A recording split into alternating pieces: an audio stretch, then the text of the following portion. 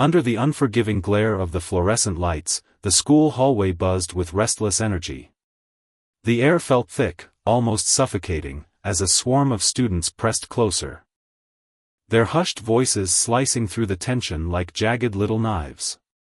At the heart of it all stood a uniformed officer, his posture rigid, his face carved from stone, cold, unyielding. A statue of authority untouched by doubt. Before him, a girl sat pinned to a chair, her body trembling as if caught in a storm she couldn't escape. Tears carved glistening trails down her cheeks, her dark eyes wide with a mixture of terror and disbelief. The officer's gloved hand reached down, seizing a thick handful of her coiled hair that cascaded like a crown, a symbol of who she was. "Maybe now you'll finally learn some respect," he snarled, his voice bouncing off the metal lockers with a cruel, hollow ring. "You think you're above everyone else, don't you? That little speech you gave in class, let's see how proud you feel now." Her hands shook violently as they clutched the armrests, her knuckles paling under the strain. She wanted to fight, to scream, to wrench herself free, but fear anchored her in place. "Please," she whispered, her voice cracking like brittle glass, "this isn't right. You can't," but before she could finish, his grip tightened, shoving her back into the seat with a force that made her breath catch. The scissors in his hand gleamed wickedly under the light, and with a single, deliberate snap, the blades closed. Strands of her hair floated down to the tiled floor, soft and weightless, like the feathers of a bird with broken wings. A collective gasp rippled through the crowd. But it was a hollow sound, no one moved, no one dared to intervene. Their eyes darted away, avoiding her gaze as if her shame might somehow stain them too. The officer's lips twisted into a sneer, his satisfaction palpable. "No more attitude. No more thinking you can talk back. Maybe now you'll figure out where you belong." The words landed like blows, each one heavier than the last.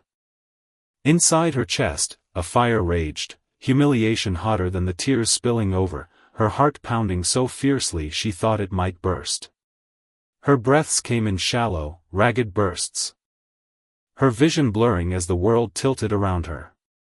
The students around her whispered behind cupped hands, their voices a cruel chorus of pity and fear. Some stared, their faces pale with shock, while others stood frozen, wide-eyed, as if watching a nightmare unfold in broad daylight. From the edge of the crowd, a teacher pushed forward, her voice trembling but resolute. "Officer, this is too much. She's just a child, this isn't necessary." Her hands fidgeted nervously with the hem of her sweater, her graying hair slipping from its neat bun as she took a tentative step closer. She wasn't a bold woman, not usually, but something in her, perhaps a flicker of maternal instinct, compelled her to speak. The officer whirled on her, his eyes blazing with indignation. "She broke the rules," he bellowed, his voice thundering through the hall like a judge's gavel. "This school's been soft for too long, letting brats like her run wild. I'm doing what's needed, someone has to." The scissors snapped again, and another chunk of hair fell, a silent testament to his unchecked power. The girl flinched, her body curling inward as if she could disappear, her mind screaming for escape while her legs remained rooted, heavy as lead. She wanted to claw at him, to run until her lungs gave out, to erase the moment from existence, but all she could do was sit, trapped in the unfolding nightmare. The sound of each cut echoed in her skull, a relentless rhythm of degradation. Then, like a thunderclap, the front doors of the school burst open, the heavy wood slamming against the walls with a force that shook the air. Footsteps, quick, purposeful, commanding, pounded down the hallway, growing louder with every beat. The students turned, their whispers falling silent as their eyes widened in unison. A man emerged from the shadowed entrance, his dark suit crisp and imposing, a glint of light catching the badge pinned to his chest. His presence was a storm cloud rolling in, dark and inevitable. The officer froze mid-cut, the scissors hovering in the air as his gaze locked with the newcomer's. "What are you doing here?" he barked, though a faint tremor betrayed his bravado. "This is a school matter, my jurisdiction." The man in the suit stepped forward, his voice slicing through the room like a blade, sharp and unwavering. "No. This is a federal matter now." Silence crashed over the hallway. Thick and oppressive, as if the air itself held its breath. The officer faltered, his hand trembling slightly, the scissors quivering in his grip. "Step away from her," the man commanded. His tone low but laced with a lethality that made the walls seem to shrink. "Now." For a heartbeat, the officer hesitated. His pride warring with the weight of the authority radiating from the stranger. Then, with a reluctant clatter, the scissors slipped from his hand, striking the floor with a sharp, metallic ring. The girl lifted her head, her tear-streaked face catching the light as she stared at the man in the suit. Relief flickered in her chest, fragile but growing. Though the shame still clung to her like a second skin. Her hair, her pride, her identity, lay in jagged pieces around her feet, a brutal reminder of what had been stolen. The officer stammered, his composure unraveling thread by thread. "You don't get it," she was out of line, disrespectful. "I had to do something." "You had to do nothing," the man snapped, cutting him off with a voice that brooked no argument. "You abused your power, and now you'll answer for it." The crowd, once paralyzed, began to stir. Phones emerged from pockets, their tiny screens glowing as students recorded the scene, capturing every faltering step of the officer's downfall. His face drained of color, his eyes darting wildly as he felt the tide turning against him. The girl's father stepped closer, his broad shoulders squared, his dark eyes burning with a fury so controlled it was almost serene. "You picked the wrong person to cross," he said, his voice low and trembling with suppressed rage. "You thought you were untouchable. You're about to learn just how wrong you were." The officer's mouth opened, a protest forming, but the words died in his throat as the man in the suit pulled out his phone and dialed. Within moments, the hallway filled with the sound of more footsteps, steady, unyielding. Agents in dark jackets swept through the doors, their faces stern and their movements precise, a wall of justice closing in. The students watched, their breaths held, as the officer who moments ago had wielded his power so recklessly was now flanked, his wrists snapped into handcuffs with a cold, definitive click. The whispers grew into a murmur, a tide of voices rising. Some turned away, unable to meet his gaze, while others stared, their expressions a mix of grim satisfaction and stunned disbelief. But the girl didn't look at him. Her eyes were fixed on her father, the man who had stormed into her darkest hour like a lighthouse cutting through fog. Her heart still raced. Fear still gnawed at her edges, but beneath it, something stronger took root, hope, fierce and unyielding. As the officer was dragged away, his face flushed with humiliation. His voice cracking with futile protests, a question hung heavy in the air. How far would her father go to see justice served? And what fate awaited the officer now that his reign of petty tyranny had crumbled? The lesson lingered, sharp and undeniable: power, when twisted and misused, invites its own reckoning. Justice, though sometimes slow, arrives with a weight that crushes arrogance beneath it. For the girl, the road ahead would be long, marked by the scars of that day, but in her father's unwavering stand, she saw a truth worth holding on to. Her voice, her worth, could never be severed, no matter how sharp the blades. Earlier that morning, sunlight spilled through the slatted blinds of the Brooks' modest kitchen, painting golden stripes across the worn wooden table.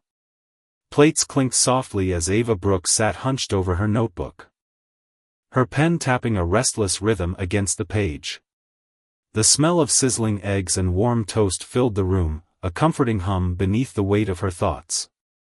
She wasn't reading the words she'd scribbled, she was rehearsing, tracing every line of the speech she'd deliver that afternoon, her moment to stand before the school and speak her truth. Her chest buzzed with nerves and pride, a quiet fire flickering in her dark eyes. At the stove, Malcolm Brooks stood tall. His sharp gaze flicking between the morning news on his tablet and the spatula in his hand. He was no ordinary father, assistant director of the FBI, a man forged in discipline and instinct. His life a testament to justice's unyielding pursuit. But here, in the soft light of home, he softened, his edges smoothed for Ava. She'd inherited his steel, his mind, his resolve. His refusal to bend. "You're too quiet this morning," he said, his voice warm but probing, his eyes still on the screen. "What's going on in that head of yours?" Ava glanced up. A faint smile tugging at her lips. She didn't answer, not yet, but in her silence, a storm was brewing, one that would soon break wide open.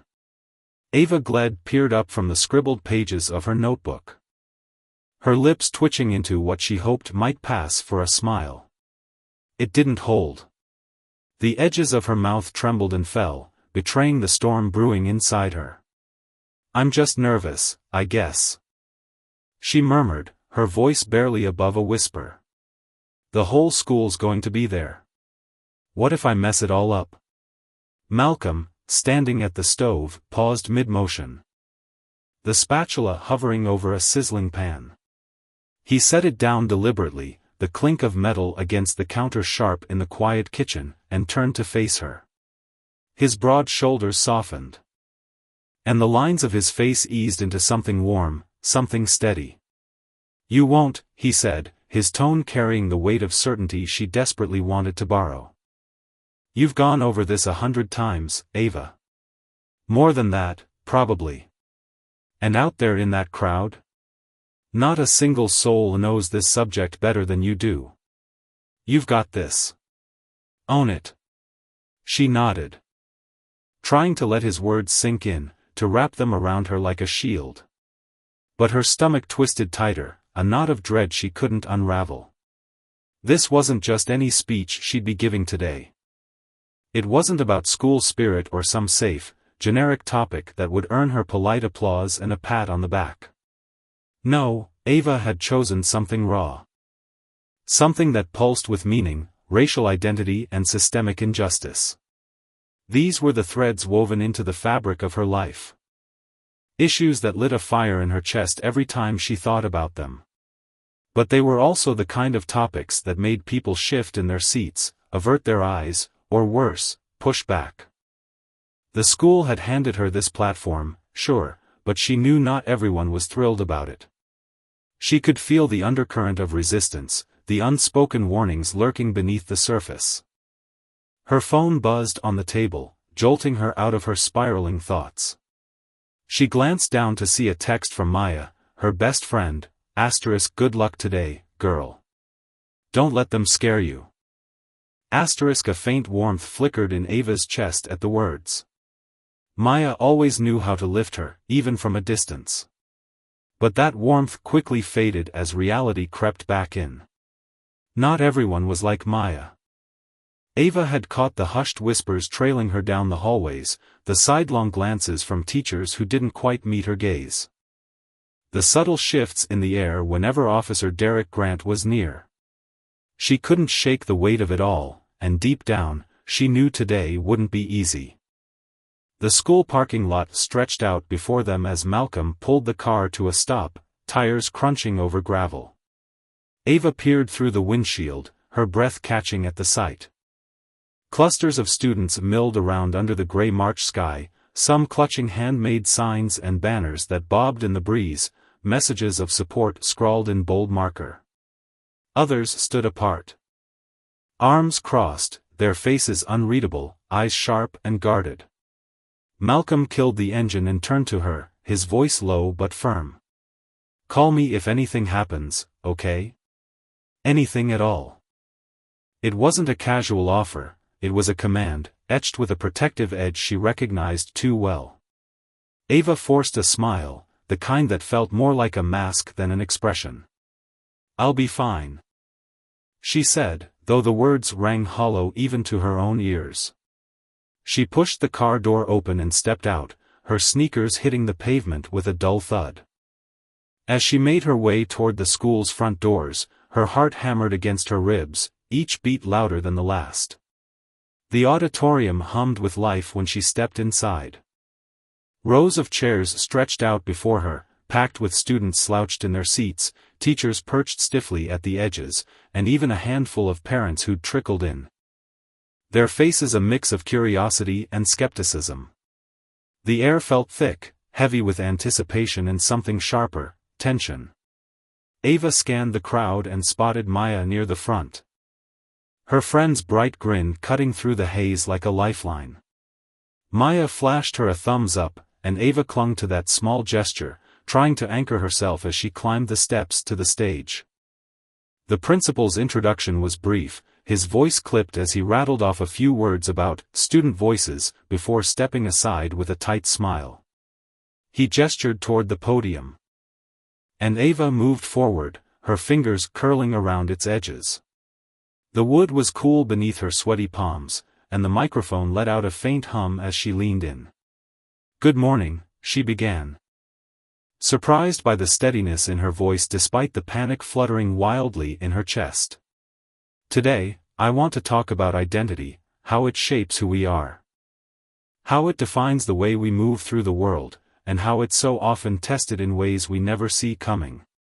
She paused, her eyes darting over the sea of faces. Some nodded faintly.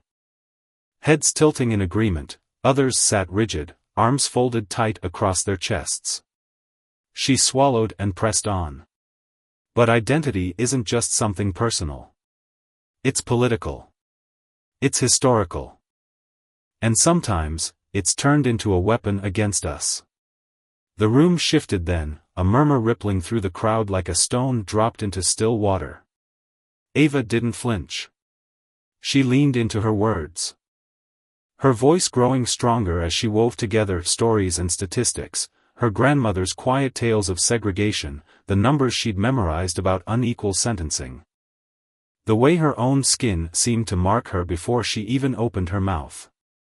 By the time she finished, the auditorium buzzed with energy. Some students clapped, their hands meeting in sharp, eager bursts. Others stayed silent, their postures stiff, their eyes cold. Then Officer Derek Grant rose from his seat. He was a towering figure, broad-shouldered and imposing. His uniform crisp and his boots polished to a gleam. The room seemed to shrink around him as he stood, his presence swallowing the space. His voice sliced through the noise, sharp and unyielding. "You think you're oppressed? That you're some kind of victim?" He didn't wait for an answer, his tone dripping with disdain. "Let me tell you something. Young lady, you don't know the first thing about real struggles."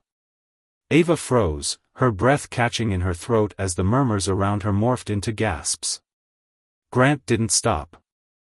He stalked toward the stage, each step deliberate, his boots thudding against the worn wooden floor like a drumbeat of warning. "This kind of talk divides people," he said. His eyes narrowing into slits. "And you're not going to do that in my school."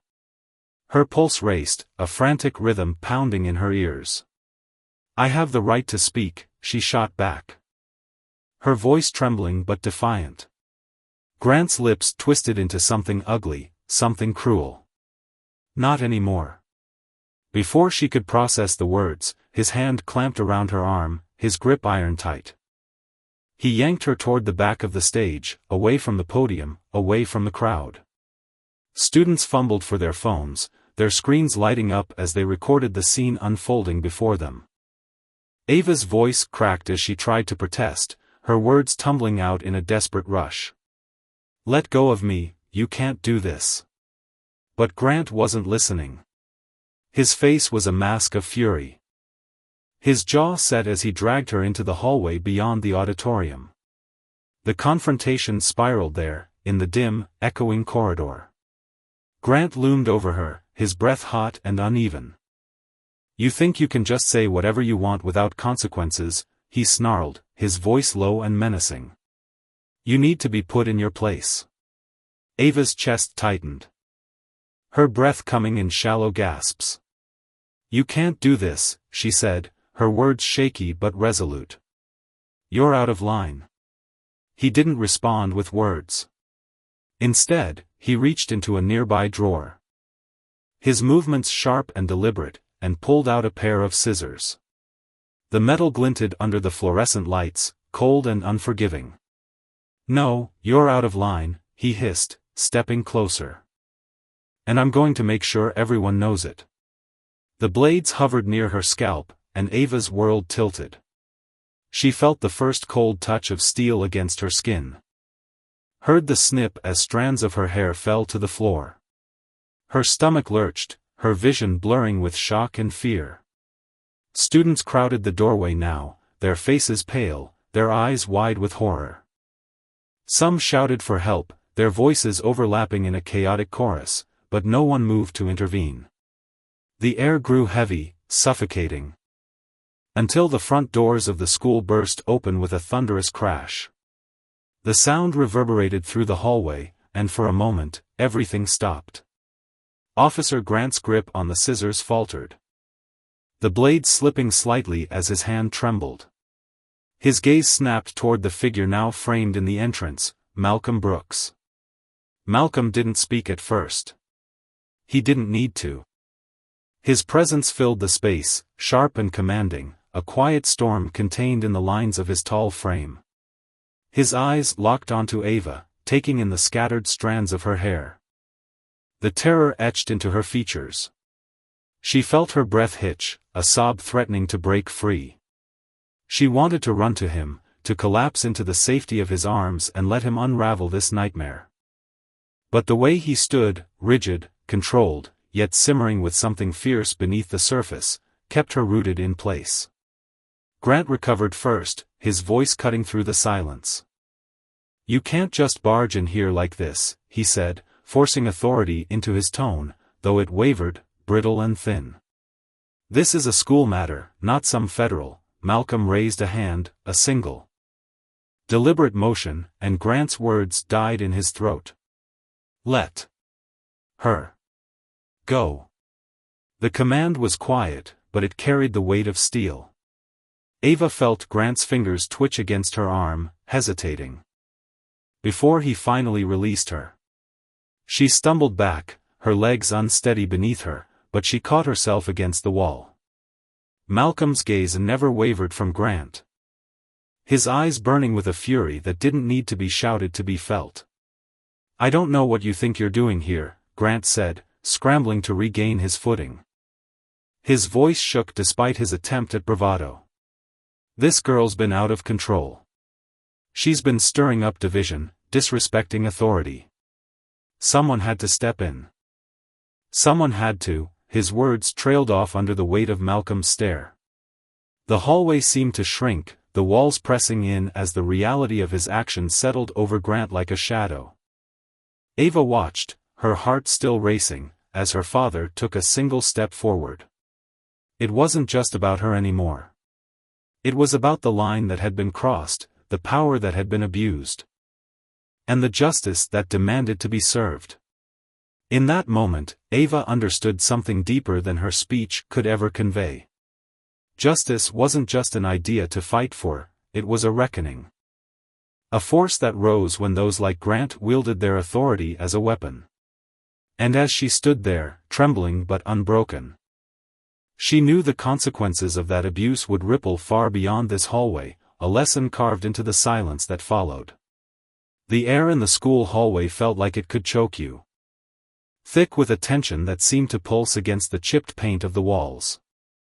Malcolm Brooks' voice sliced through the excuses spilling from Officer Grant's mouth, sharp and unyielding. Like a guillotine dropping on a flimsy defense. Humiliate her, he'd said earlier, the words still echoing in the ears of everyone present, a command that had set this whole scene ablaze. Grant, with his uniform slightly wrinkled from a morning of self-righteous swagger, stood taller, his spine stiffening as if he could push back the storm brewing around him. You don't get it, Malcolm. He muttered, his voice trembling at the edges, betraying the bravado he clung to. "You don't see what's been happening here, the chaos she's stirring up in this school, the disrespect. Someone had to do something." Malcolm's eyes narrowed, dark and piercing, carrying a weight that pinned Grant where he stood. The room felt smaller under that gaze. The fluorescent lights flickering faintly overhead as if they, too, were bowing to the gravity of the moment. "The only chaos here," Malcolm shot back. His tone low but laced with a fury that made the students in the hallway flinch, "is the mess you've made. You laid hands on a child, Grant. You took a blade to her hair. Stripped her dignity in front of everyone, and you did it because you thought no one could touch you." His words weren't just an accusation, they were a reckoning, heavy with the promise of justice. A justice that had been too long delayed in these halls. Grant's face flushed a deep crimson, the color creeping up his neck like a tide of shame he couldn't hold back. His hand drifted to the radio clip to his shoulder, fingers twitching as if it were a lifeline, a way to call in the authority he'd always leaned on. "I did what I had to," he said. His voice rising, cracking under the strain. Order had to be kept. She was out of line, someone had to show them all, what happens when you step out of bounds. But Malcolm didn't let him finish. He stepped closer, his shadow falling over Grant like a storm cloud, his presence overwhelming. "You didn't keep order," he said, his voice cutting deeper now. Cold and deliberate. "You abused your power. You let your ego and your prejudice twist you into something ugly, and now you're going to face what's coming." Beyond the doorway. The crowd of students swelled, a restless sea of faces illuminated by the glow of their phone screens, each one capturing the unraveling drama. Their whispers buzzed like static. A chorus of shock and anticipation, their eyes darting between the two men locked in this battle of wills. Among them stood Ava, Malcolm's daughter, her small frame rooted to the spot. Her chest tight with a mix of fear and fragile hope. The weight of their stares burned into her skin, each glance a reminder of the humiliation Grant had forced upon her, the snip of scissors. The fall of her hair, the laughter that had followed. Her heart thudded painfully against her ribs, her breaths coming in shallow gasps. She wanted to believe her father's towering figure could shield her, could undo the damage, but the glint in Grant's eyes, hard and defiant, whispered a different story. He wasn't broken yet. Not the way she needed him to be. Grant took a step back, his boots scuffing the linoleum floor, but his jaw clenched tighter, a muscle twitching under the strain. "You're the one making a mistake here," he hissed, his voice low and venomous, spitting defiance. "You think you can just waltz in here, play the hero, and take over? I've been holding this place together for years, before you ever thought to step foot in this building." Malcolm's response was immediate, his voice dropping to a chilling calm. "This isn't about rules, Grant. This is about you, your ego, your racism, the way you've wielded your badge like a weapon. You thought no one could stop you because you believed no one would dare. But you miscalculated." He gestured toward the students, their phones still raised, a silent army of witnesses. "They see you. And they're not afraid anymore." Grant's gaze flickered to the crowd. Then snapped back to Malcolm, his breath quickening, his chest rising and falling like a cornered animal's. "You don't scare me," he said, but the tremor in his voice betrayed him. Malcolm tilted his head slightly, a predator sizing up prey. "You should be scared," he replied, his tone steady and ominous. "Not of me, but of what's coming for you." Ava felt her stomach twist at those words, a knot of dread and anticipation tightening inside her. There was something new in her father's voice, a finality she hadn't heard before. As if he'd already seen the end of this story and was simply waiting for Grant to catch up. The crackle of Grant's radio broke the silence, a sharp burst of static that made him flinch. His hand moved toward it out of reflex, but Malcolm leaned in closer, his voice dropping to a whisper meant only for Grant's ears.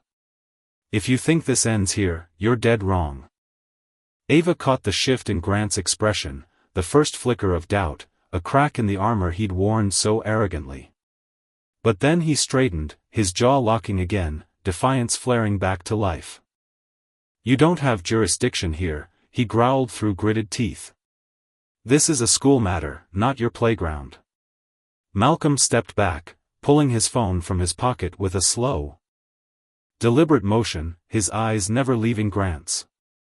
"Not anymore," he said, dialing a number with steady fingers. "I'm requesting immediate backup. Agents on site for detainment and investigation." The color drained from Grant's face, leaving him pale and hollowed out, but he still tried to muster a protest. "You can't," Malcolm cut him off, his voice like steel. "I can. And I will." The room seemed to hold its breath, the air growing heavier as the students' whispers grew louder, their phones catching every word, every faltering step of Grant's crumbling resolve. Ava's pulse raced, her eyes locked on the officer who'd tried to shatter her. His confidence was fracturing, but it wasn't enough, not yet. She wanted him to feel it all, the weight of his actions. The shame he'd tried to pin on her, the consequences he'd never seen coming. Grant's voice dropped to a desperate murmur as he edged closer to Malcolm. "You really think this ends well for you? You think you can spin this into some race thing and walk away clean?" Malcolm didn't flinch, his gaze steady and unyielding. "This isn't about race," he said, glancing briefly at Ava. A flash of tenderness breaking through his iron resolve. "This is about consequences." Grant's hand hovered near his belt, fingers twitching, but Malcolm stood his ground, unflinching. The hallway felt like it was closing in, the space between the two men crackling with unspoken threats, neither willing to yield. Then came the wail of sirens, slicing through the tension like a blade. Grant's face fell, his bravado crumbling as the sound grew louder, closer. Ava swallowed hard, her eyes darting between her father and the man who'd tried to break her spirit. The energy in the room shifted, tilting toward something inevitable, something unstoppable. Grant stumbled back, his hands trembling faintly as the first wave of FBI agents stormed through the double doors, their footsteps echoing like thunder. Their uniforms were crisp, their faces carved from stone, exuding an authority that dwarfed Grant's petty reign. Malcolm didn't move, his posture rigid, his eyes tracking every moment as the world tightened its grip around Grant. The sharp clink of handcuffs snapping shut rang out, amplified in the charged silence. Grant stood frozen, his wrists now bound, his breaths coming in short, ragged bursts. The agents flanked him, their presence a wall he couldn't breach, but his eyes stayed fixed on Malcolm, wild and searching for an escape that wasn't there. "You thought no one would stop you, didn't you?" Malcolm said, his voice cutting through the chaos once more, steady and merciless. "You thought you could hurt whoever you wanted, whenever you wanted, and walk away clean. But justice doesn't bend for men like you." Grant opened his mouth, desperate to claw back some control. "I was doing my job," he croaked, but the words sounded hollow, stripped of the arrogance that had once fueled them. She was out of control, disrespectful. Someone had to step in. Malcolm surged forward, his frame towering over Grant, forcing the officer to shrink back.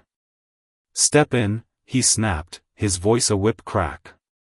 "You didn't step in, you trampled over the line. You humiliated a child. Tried to crush her spirit in front of everyone, because you couldn't stand her strength." Grant flinched, his shoulders hunching as if the weight of Malcolm's words was a physical blow. "She needed to be taught a lesson," he muttered, his voice rising in a last, feeble defense. "Someone had to stop her from tearing this place apart." Malcolm's eyes blazed, a fire fueled by rage and love for his daughter. "Tear this place apart," he said, stepping closer still, his voice trembling with restrained fury. "The only thing you've torn apart is your own excuse for a soul. You wanted to break her because she dared to stand up, because she wouldn't bow to you. But you're the one who's broken now. The words hung in the air, heavy and final, as the agents began to lead Grant away. His head bowed slightly, the fight draining from him. But Ava could still feel the ember of his defiance smoldering beneath the surface. She stood there, her fists clenched at her sides, her breath steadying as the reality sank in. The crowd around her buzzed with nervous energy, students exchanging wide-eyed glances, their voices a low hum of disbelief and awe. Among them was Sarah. A quiet girl with braids who'd always lingered on the edges of Ava's world. She stepped forward now, her phone trembling in her hands as she recorded, her eyes wet with unshed tears. "He deserved this," she whispered to no one in particular, her voice cracking. "He's been doing this for years, picking on us, making us feel small. I'm glad someone finally stopped him." Her words were soft, but they carried a weight that echoed Ava's own feelings, a shared wound now exposed to the light. The sirens faded into the distance as Grant was escorted out. His silhouette shrinking against the glare of the afternoon sun streaming through the windows. Malcolm turned to Ava, his expression softening, though the fire in his eyes hadn't fully dimmed. "This isn't over," he said quietly, resting a hand on her shoulder. "Not until he understands what he's done, not just to you, but to everyone he's hurt." Ava nodded. Her throat tight with emotion she couldn't yet name. She could still feel it building, that sense of something bigger on the horizon. Something that would shake the foundations of everything Grant had built his power on. It was coming, relentless and unstoppable. Like the deep breath before a scream that would echo through these halls for years to come. In that moment, the lesson was clear: power, when twisted and abused, would always meet its match in justice. And for Ava, for Sarah, for every student who'd felt the sting of Grant's cruelty, that justice wasn't just a hope, it was a promise. Carved into the air around them, as real as the handcuffs now binding his wrists. The air in the school hallway buzzed with restless energy as dozens of students milled about. Their phones thrust upward like tiny beacons, capturing every fleeting second of the unfolding drama. Their murmurs swelled into a chaotic hum, a soundtrack to the tension that gripped the scene. Malcolm Brooks stood at the center of it all, his broad shoulders squared, his dark eyes blazing with a fire that seemed to pull the oxygen from the room. With a deliberate sweep of his hand, he gestured toward the crowd, his voice rising above the noise with a clarity that demanded attention. "Look at them," he said, his tone sharp enough to slice through the clamor. Then his arm swung toward Ava, who stood just behind him, her slender frame rigid against the weight of countless eyes. "And look at her." Ava's face was a mask of pallor. Her skin drained of color under the harsh fluorescent lights, but her gaze held steady, unyielding, as it locked onto Officer Grant. Her brown eyes, usually soft and thoughtful, now burned with a quiet defiance that seemed to unnerve the man before her. She didn't flinch, didn't waver, even as her chest tightened with the memory of Grant's earlier venom. His words still echoing in her mind like a bitter aftertaste. She could feel the stares of her peers pressing into her, some curious, some accusing, but she refused to let them break her resolve. This moment wasn't about them, it was about the truth she'd carried silently for too long. Grant, on the other hand, was unraveling. His usual air of authority, the kind he'd wielded like a club over the students for years, cracked under Malcolm's unrelenting scrutiny. His pale blue eyes flickered with something raw. Something dangerously close to panic, as he struggled to hold his ground. Sweat beaded along his forehead, glistening faintly as he shifted his weight from one foot to the other. "You don't get it," he stammered, his voice spilling out in a rush, tripping over itself in his haste to defend the indefensible. "The pressure in this school, it's unbearable. The rules are crumbling. And kids like her," he jabbed a finger toward Ava, his hand trembling slightly, "they think they can just run wild, say whatever they please, do whatever they want." His words were a desperate scramble, a flimsy shield against the storm he could feel brewing around him.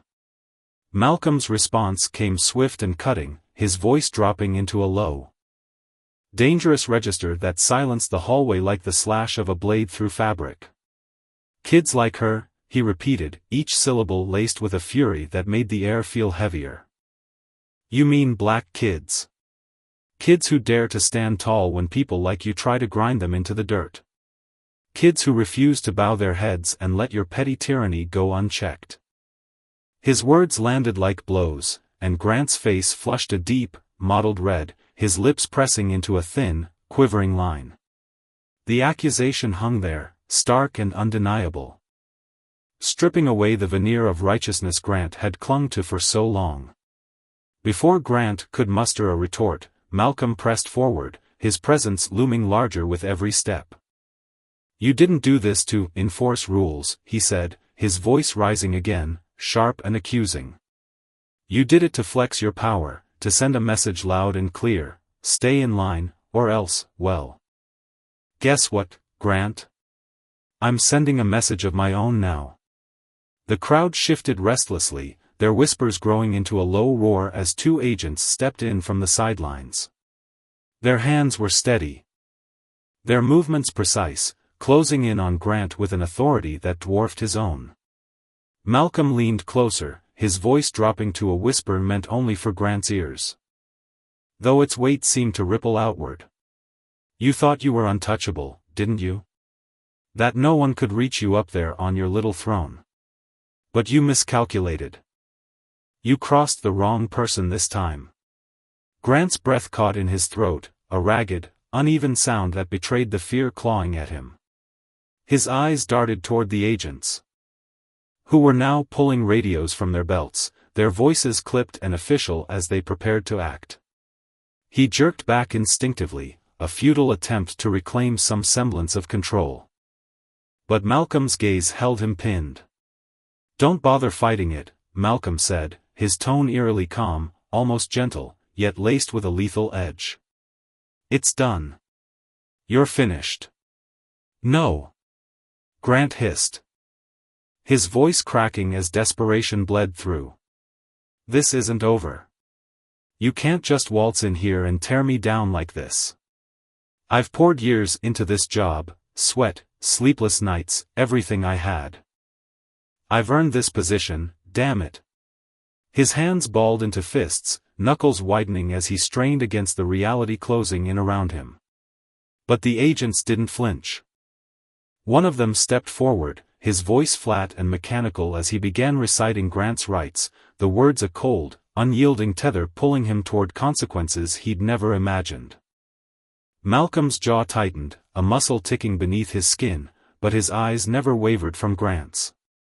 "Earned it," he said, his voice steady and unshakable.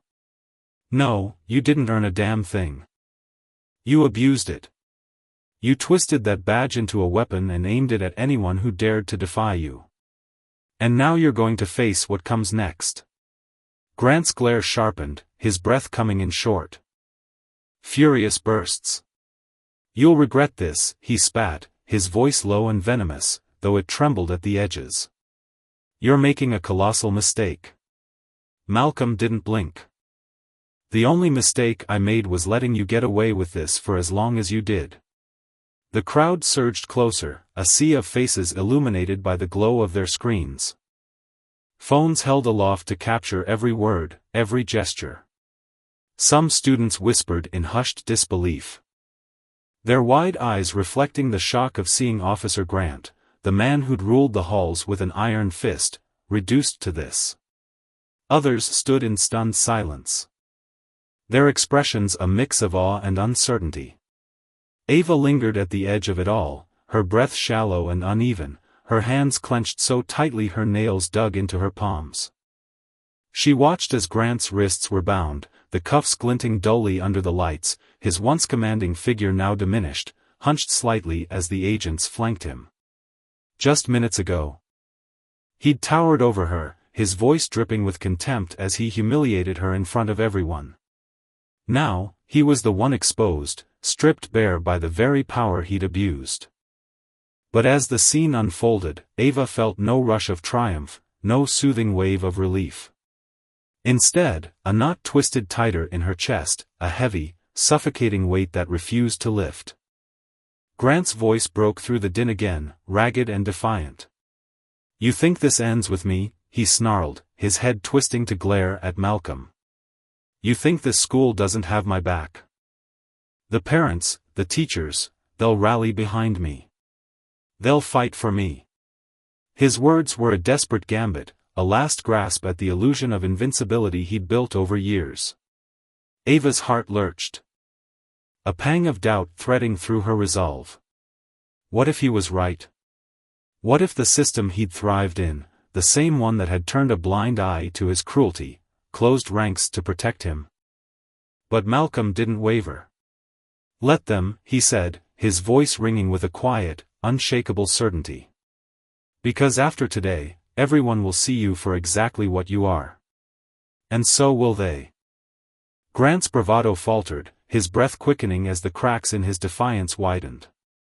"You don't scare me," he said, but the words sounded hollow. Lacking the conviction he'd once wielded so effortlessly. Malcolm leaned in closer, his voice dropping to a whisper that carried the weight of a promise. "You should be scared. Not of me. But of what's coming for you next." Grant's mouth opened, a retort forming on his lips, but before he could spit it out, the agents tightened their grip and began leading him away. His boots scuffed against the tiled floor, the sound harsh and grating, echoing through the hallway as the crowd parted to let him pass. Some students watched in silence. Their eyes shadowed with unease, while others whispered furiously, their voices a tangle of shock and speculation. Ava's gaze followed him until he vanished beyond the double doors at the end of the hall, the heavy thud of their closing reverberating like a final note in a song she hadn't wanted to hear. Malcolm turned to her then, his sharp features softening as their eyes met. She opened her mouth to speak, but the words lodged in her throat, trapped beneath the weight of everything she felt, anger. Exhaustion, a fragile flicker of hope she wasn't ready to trust. He stepped closer, his voice dropping to a gentle murmur. "You're okay now," he said. "It's over." But Ava shook her head. The motion small but resolute. "No," she whispered, her voice so faint it nearly dissolved into the air. "It's not." Malcolm's eyes narrowed, a question forming in the furrow of his brow. "What do you mean?" he asked, his tone softening further, though it still carried the edge of someone who'd fought too many battles to let his guard down completely. Ava swallowed hard, the lump in her throat burning as she forced the words out. "Because it wasn't just him," she said, her voice trembling with a mix of fear and fury. "The teachers. The staff, everyone who stood by and let this happen, they're still here. They're still letting it go on." Her hands unclenched slightly, her fingers trembling as she gestured toward the emptying hallway, where the echoes of footsteps and voices lingered like ghosts. Malcolm's expression darkened, a storm gathering behind his eyes.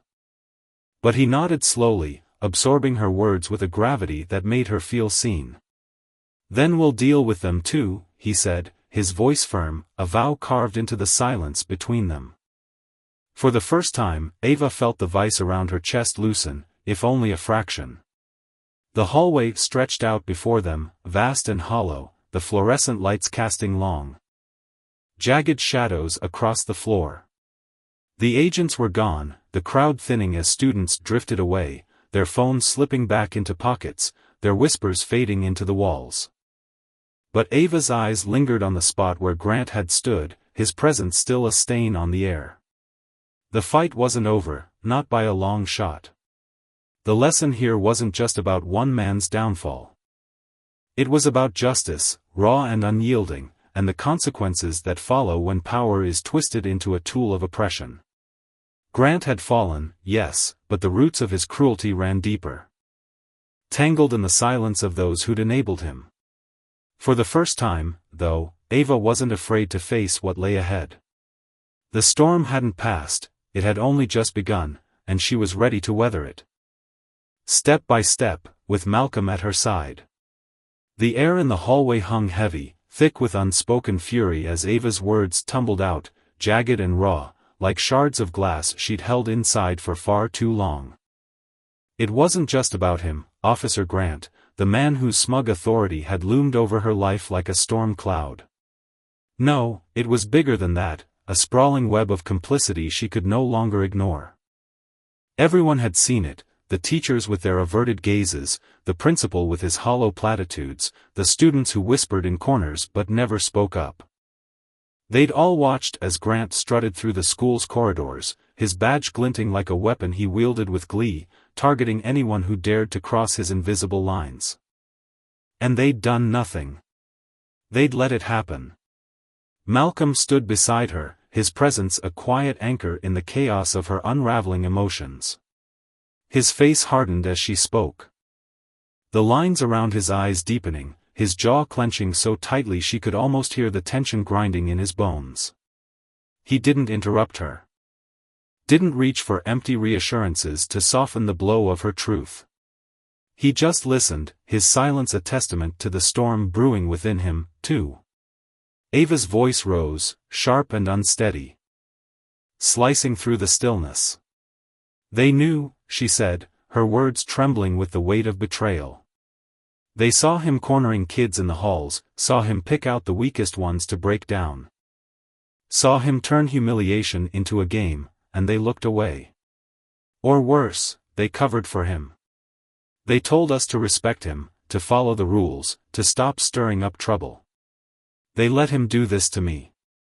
Her hands balled into fists at her sides, nails digging into her palms as the memories surged forward, vivid and unrelenting. She could still feel the cold metal of the scissors against her scalp. The snip echoing in her ears as Grant had cut her hair in front of a crowd of frozen onlookers, students too scared or too indifferent to intervene. The sting of that moment wasn't just in the loss of her hair, it was in the laughter that followed. The way her dignity had been stripped away while the adults who were supposed to protect her turned their backs. Malcolm's hand settled on her shoulder, a gentle weight meant to steady her. But she barely registered it. The anger was a living thing now, clawing its way out of her chest, spilling into the air faster than she could control.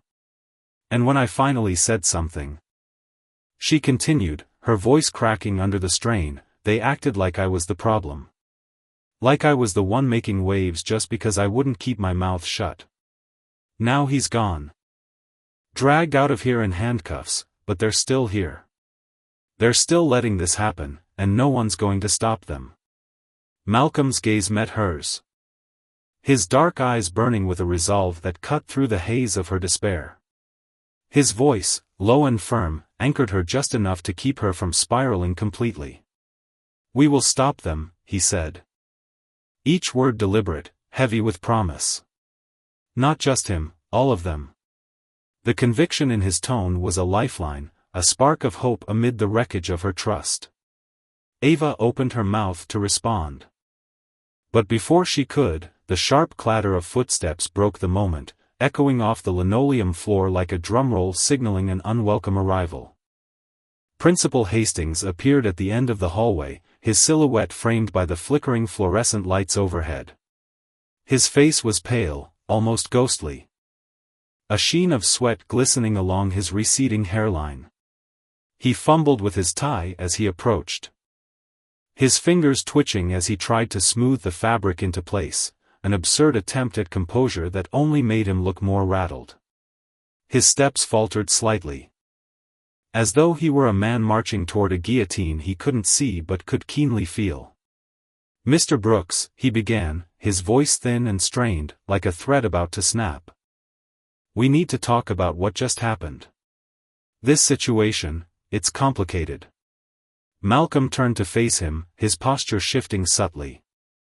Shoulders squaring as his eyes narrowed into slits of barely contained fury. Complicated, he repeated, his tone sharp enough to draw blood. The situation's already being handled. Or did you miss Officer Grant being hauled out of here in cuffs? His words were a challenge, daring Hastings to dodge the truth yet again. The principal swallowed hard. His Adam's apple bobbing as his gaze darted nervously between Malcolm and Ava, never quite settling on either of them. "Yes, of course," he stammered, "but there are protocols we need to follow." "Procedures? Protocols?" Malcolm's voice cut through the excuse like a blade, silencing Hastings mid-sentence. "You're bringing up protocols now? After you let that man terrorize students in your school for months? After you let this happen to my daughter?" His tone was icy, each syllable laced with a fury that had been simmering too long. Hastings raised his hands, palms outward, as if he could physically push back the accusations barreling toward him. "No one wanted this to happen," he said, his voice wavering. "But we can't just rush into accusations. The school's reputation." Ava's voice erupted before Malcolm could respond, raw and trembling but edged with a ferocity that made Hastings flinch. "The school's reputation?" She stepped forward, closing the distance between them, her breath ragged as the words poured out. "Is that all you care about? Do you have any idea what it felt like to sit there, helpless, while he cut my hair in front of everyone? To feel the weight of every stare, every snicker, while he made me feel like I was nothing? Do you know what it's like to be treated like you don't belong, like you're the problem just for existing?" Her voice broke, a sob catching in her throat, but she pressed on, undeterred. "You knew what he was doing. You saw it, every time he targeted someone, every time he used that badge to hurt instead of help, and you let it happen. You defended him. And now you're worried about how this looks?" Hastings' mouth opened, but no words came. His face crumpled, his bravado dissolving under the weight of her accusation. Malcolm stepped in then. His voice a low growl, steady and unyielding. "She's right. You knew. And now you're going to answer for it, you and every single person who let this go on." The principal took a shaky step back, his hands trembling as he struggled to find a defense. This isn't what it looks like," he managed, his voice barely above a whisper. "We didn't know it had gotten this bad." "You knew," Malcolm said again, his tone dropping to something quieter but infinitely more dangerous. "And there's already an investigation, not just into Grant, but into this entire administration. Every report you ignored, every student who felt unsafe, every excuse you made to shield him, it's all coming to light." Hastings' eyes widened, panic flickering across his face as the reality of his unraveling authority sank in. "You can't," he began, but Malcolm cut him off with a single, decisive word, "I already did." The principal's hands shook as he backed away, muttering something about needing to call the school board before retreating down the hall, his footsteps uneven and hurried. Ava watched him go, her chest heaving as the adrenaline drained from her body, leaving a hollow ache in its wake. The hallway was silent now, the tension lingering like a fog that refused to lift. "What happens now?" she asked, her voice softer, threaded with exhaustion and uncertainty. Malcolm turned to her, his gaze steady but weighted with the gravity of what lay ahead. "We keep going," he said simply. "We make sure no one else ever has to go through this." Ava nodded, but her mind was already racing, spiraling through the faces of the students who'd stood by, the teachers who'd shrugged. The system that had failed her. There were more Grants out there, petty tyrants cloaked in power, thriving in the shadows of indifference. She'd seen it, lived it, breathed it. But now, for the first time, the fear that had once paralyzed her was giving way to something fiercer, a resolve to fight back, to tear down the structures that let men like him flourish. The hallway stretched out before them, empty now but still buzzing with the echoes of what had transpired. Ava's hands still trembled, though the sight of Grant being led away in handcuffs had lifted some invisible burden from her shoulders. She didn't feel relief, not yet. Her thoughts churned, tangled with the faces of those who'd watched her humiliation unfold, the classmates who'd held up their phones, capturing every second of her shame, their screens glowing like cold, unblinking eyes. The ones who'd stood rooted to the spot, their silence louder than any jeer. That was what haunted her most, not just Grant's cruelty, but the apathy that had let it fester. Malcolm lingered nearby, his eyes scanning the room with a restless intensity, as if he could still sense the lingering traces of injustice in the air. Ava could tell his mind was elsewhere, already plotting the next move. Unwilling to let this victory be the end. She felt it too, the fight wasn't over. It couldn't be, not when so many had turned a blind eye. The sound of hesitant footsteps broke her reverie. And Principal Hastings reappeared, his posture slouched, his face etched with dread. He avoided her gaze, focusing instead on Malcolm, his voice brittle as he spoke. "I've spoken with the school board," he said, though the quiver in his tone betrayed his unease. "They're worried about the optics of this. We need to manage the narrative carefully." Malcolm's head snapped up, his eyes locking onto Hastings with a ferocity that made the principal falter. "The narrative?" he said, his voice a razor's edge. "You think this is about optics?" The question hung in the air, sharp and accusing, a condemnation of every choice Hastings had made to protect the wrong things. The principal's words died in his throat, and for a moment. The only sound was the faint hum of the lights overhead, a stark reminder of the cold, institutional world that had failed Ava so spectacularly. Justice, Ava realized, wasn't just about punishing Grant, it was about dismantling the systems that had propped him up, the ones that valued reputation over righteousness. The lesson seared into her soul: power, when abused, left scars that lingered long after the guilty were gone. And those who enabled it, who hid behind protocols and procedures, were just as culpable. As Hastings slunk away, defeated, Ava felt the ember of her anger flare anew, not just for herself, but for every student who'd suffered in silence, every voice that had been ignored. The fight was far from over. But she was ready for it now, bolstered by the unshakable truth that consequences would come, not just for the tyrants, but for the cowards who let them reign. The air in the room hung thick with tension, a suffocating shroud that pressed against Principal Hastings' chest as he stood there, his throat tightening with every shallow breath.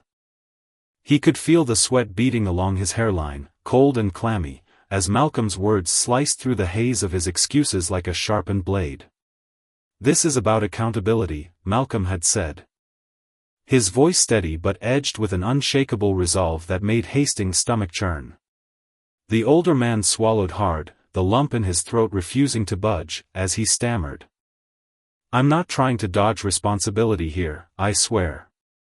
But you've got to see the mess we're in, reporters swarming outside like vultures, parents blowing up the phone lines, demanding answers we don't even have yet.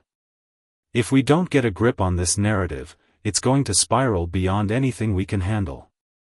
His voice wavered, betraying the panic bubbling beneath his carefully polished exterior, the one he'd spent years crafting to project control and authority. Malcolm didn't flinch. He took a deliberate step closer. His boots scuffing softly against the linoleum floor, his presence towering despite the quiet intensity of his tone. "You don't get it, do you?" he said, his voice dropping low. Each word a hammer striking a nail deeper into Hastings' crumbling defenses. "You don't control anything anymore, not after today. Your first thought should have been those kids, their safety, their trust. Not your precious reputation. And the fact that it wasn't?" He paused, letting the weight of his accusation settle like dust after a collapse. "That's why this doesn't end with Grant. That's why the investigation's just getting started." Hastings felt the blood drain from his face, leaving his skin cold and pale, as if the very life were seeping out of him. An investigation? Malcolm couldn't mean that, could he? But the steely glint in Malcolm's eyes told him otherwise. "Agents are already digging," Malcolm continued, relentless. "Every complaint buried. Every disciplinary slap on the wrist ignored, every report you shoved into a drawer somewhere, it's all coming up now. This isn't just about one man. It's about a whole system here at Alt. A culture you let fester, one that gave Grant the green light to do whatever he wanted, to think he was untouchable. And every time you dodge or deflect, you're just digging your own grave deeper. Across the room, Ava stood with her arms crossed, her posture rigid but her eyes burning with something fierce and unyielding. She watched Hastings' shoulders slump under Malcolm's barrage. The man's tailored suit suddenly looking too big for his shrinking frame. But sympathy? She couldn't muster even a flicker of it. Not for him. Not after everything. The silence stretched taut. A wire ready to snap, until her voice cut through it, sharp and piercing like a shard of glass. What about the teachers who propped him up? She demanded, stepping forward. Her sneakers squeaking faintly against the polished floor. The ones who looked the other way, who made excuses for him, who laughed it off when he crossed lines, do they just get to stay? Do they get to act like they didn't see what he was doing to us? Her words trembled with rage, but they carried a clarity that made the air feel heavier still. Malcolm turned to her. His hard expression softening just a fraction, a fleeting glimpse of the man beneath the mission. But Ava wasn't done. Her chest heaved as she pressed on, her voice cracking but never faltering. I don't want this to just fade away like it never happened.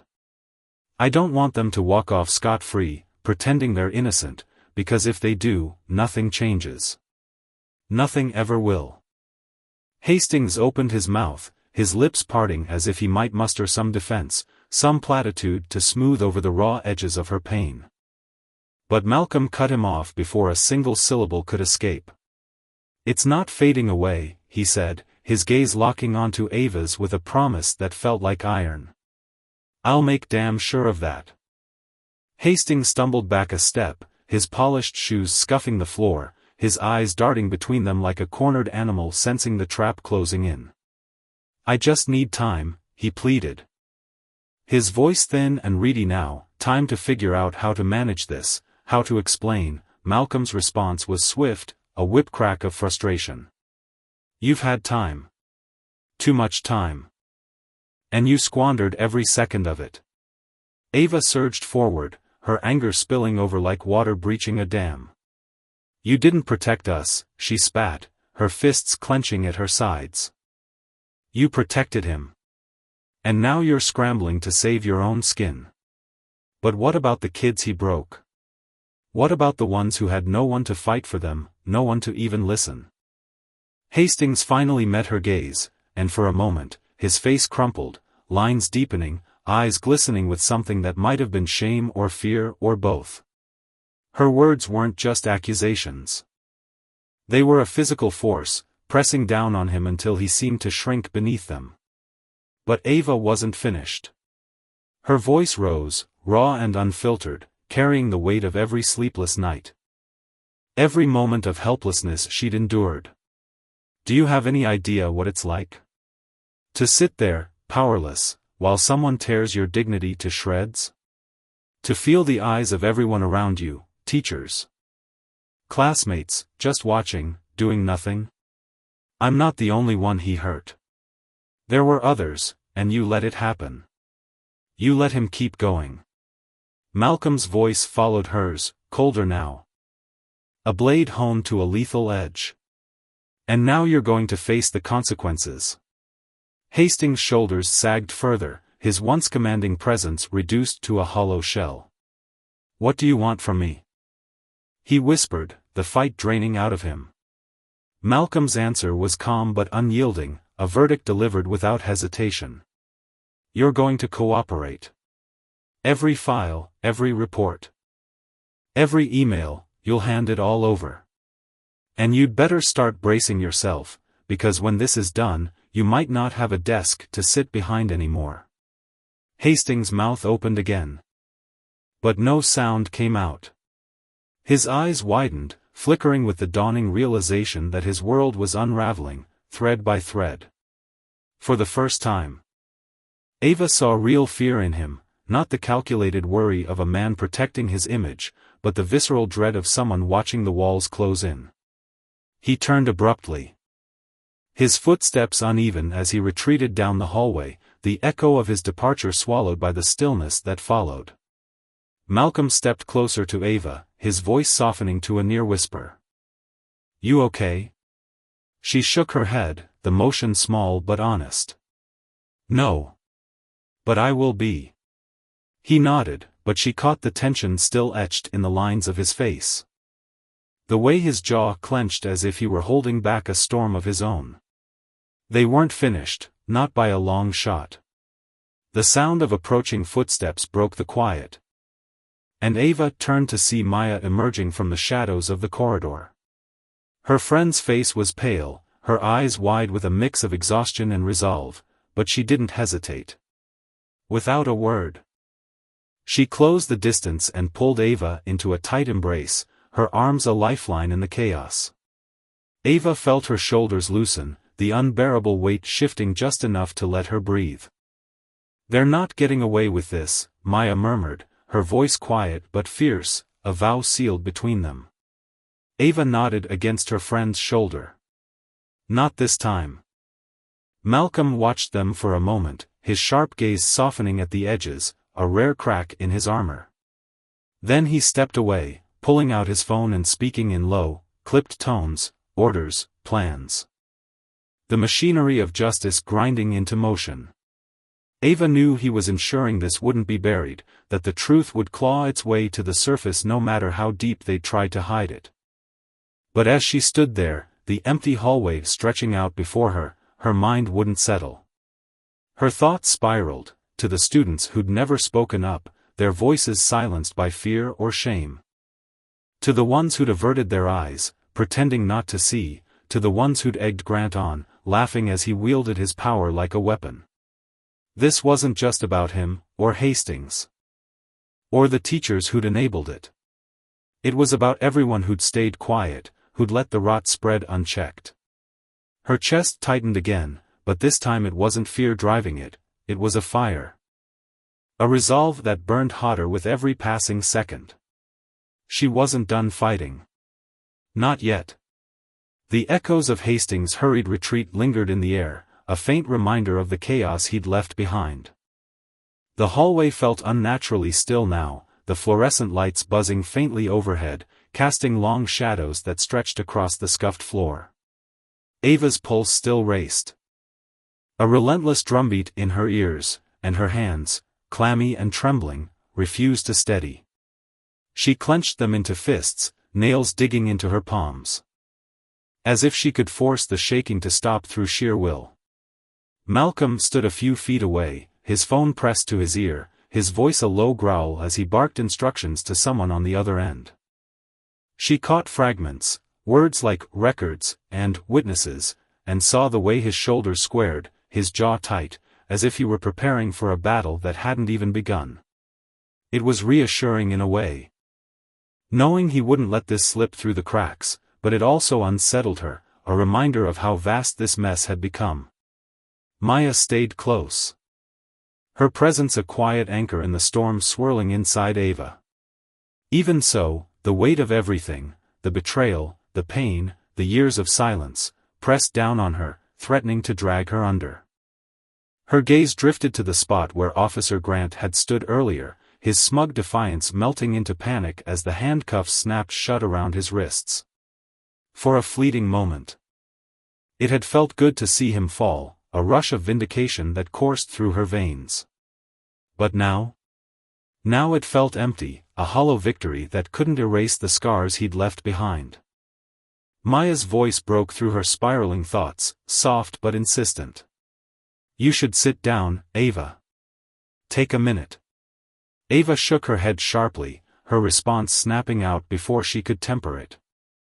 "I don't want to sit. I can't sit." Maya's expression softened, her brows knitting with concern. "You're shaking," she said, nodding toward Ava's hands.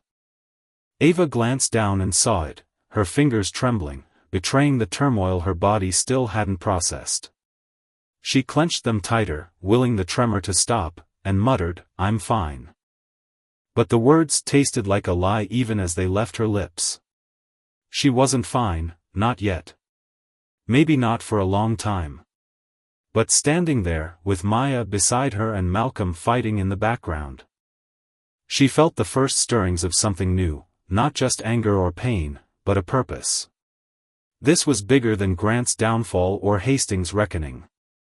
It was about justice, not the shallow kind that ended with a single arrest, but the deeper, messier kind that demanded accountability from everyone who'd let this happen. And as the consequences of unchecked power unfolded around her, Ava knew one thing for certain: she'd keep pushing until every last piece of this broken system was laid bare. Ava stood in the dim light of the hallway, her breath uneven, each exhale a jagged shard of emotion she couldn't quite contain. The air around her felt thick. Heavy with the weight of everything unsaid, everything undone. She didn't turn to face Maya right away. Instead, her gaze drifted to the scuffed tiles beneath her feet. As if they might hold some answer she couldn't find within herself. Her voice, when it finally came, was a fragile thread, barely holding together. "I just keep seeing it over and over," she whispered, her words trembling like leaves caught in a storm. "All those eyes on me, watching, staring, knowing what he was doing. And not one of them moved. Not one of them cared enough to stop it." Her chest tightened, a burning ache spreading behind her eyes as she fought to keep the tears from spilling over. Maya didn't rush in with empty reassurances. She stood close, her presence a quiet anchor in the chaos swirling through Ava's mind. When she spoke, her tone was steady, deliberate. Like someone guiding a ship through treacherous waters. "They were terrified, Ava," she said, her words measured but laced with an undercurrent of empathy. "Just like you were. Fear can paralyze people. It doesn't mean they didn't see, or that they didn't feel something." She took a cautious step closer, her sneakers scuffing softly against the floor. Her dark eyes searching Ava's face for a flicker of understanding. Ava's breath hitched, a sharp, broken sound that seemed to echo in the empty space between them. She turned away. Her shoulders hunching as if she could shield herself from the truth. "But I couldn't move either," she said, her voice cracking like brittle glass. "I was frozen there, Maya, pinned under his words. His hands, everything. And the worst part," she paused, her throat tightening as shame coiled around her like a snake. "For one awful second, I believed him. I thought maybe he was right, maybe I did deserve it." The confession hung in the air, raw and jagged, a wound she hadn't meant to expose. Maya's expression shifted. Her calm demeanor giving way to a flash of something fiercer. She stepped forward, closing the distance between them, her voice rising with a sharpness that cut through Ava's spiraling thoughts. "Don't you dare say that," she said, her tone a mix of anger and desperation. "Don't you let him twist this into something you carry. He doesn't get to win, not after what he did, not ever." Her hands hovered near Ava's shoulders, as if she wanted to shake her out of the darkness but held back, respecting the fragile line between them. Ava's shoulders trembled. A shaky exhale escaping her lips as the weight of Maya's words sank in. She couldn't hide from the intensity in her friend's gaze, so she lifted her eyes, meeting Maya's head-on. The tears she'd been fighting blurred her vision, but she didn't look away. "I didn't deserve it," she said, her voice barely audible, testing the words like they might crumble under scrutiny. "I didn't ask for any of this. He chose to do it, and they chose to let him." Her hands clenched into fists at her sides. Nails biting into her palms as a spark of defiance flickered deep within her chest. Before Maya could respond, a new voice sliced through the moment, firm and resolute. Malcolm stepped into the hallway, his phone still warm from the call he'd just ended. His broad frame cast a shadow across the tiles, his presence commanding even in its quiet intensity. "They won't get away with it," he said, his tone steady but carrying a weight that hinted at the storm brewing beneath his calm exterior. "The investigation's already underway. Grant's facing charges, real ones this time, and the school's going to have to answer for every single report they buried under their desks." His dark eyes flicked between Ava and Maya, assessing. Calculating, but there was a heaviness there too, a burden he didn't fully let show. Ava looked up at him, her heart thudding against her ribcage. "What if it's not enough?" she asked. Her voice unsteady, teetering on the edge of hope and despair. "What if they slap a fine on him, sweep it under the rug, and nothing changes?" Doubt gnawed at her, sharp and relentless, clawing at the fragile trust she was trying to rebuild. She couldn't stop picturing Grant's face, those cold, unyielding eyes that had stared at her like she was nothing. Like he had every right to tear her apart. And the others, the ones who'd stood by, their silence a tacit approval of his cruelty, what if they were just waiting for their turn? Malcolm's expression softened, but the fire in his eyes didn't dim. He took a step closer, his boots thudding softly against the floor. "It will be enough," he said, his voice quieter now, threaded with a conviction that felt both fierce and fragile. "It has to be. We're not letting this fade into nothing." He seemed to sense the torrent of thoughts crashing through her mind. The way her fear twisted into anger and back again. "I know you're scared," he added, his tone gentling further. "And you've got every right to be furious. This doesn't stop with him, Ava. It doesn't stop today." Her throat tightened, a lump forming as she swallowed hard. "I just want to feel safe," she said, her voice breaking on the last word. It was a plea, a wish. A desperate hope she hadn't dared voice until now. Malcolm's face fell, just for a moment, a subtle crack in the armor he wore so well. His eyes flickered with something raw, a tremor passing through his voice when he spoke. "You will," he said, but the words didn't land like a promise. They felt more like a prayer, a quiet yearning he wasn't sure he could fulfill. The sound of muffled voices drifted down the hall, pulling them back to the present. Teachers clustered in tight knots, their whispers sharp and hurried. Their eyes darting toward Ava before skittering away like frightened birds.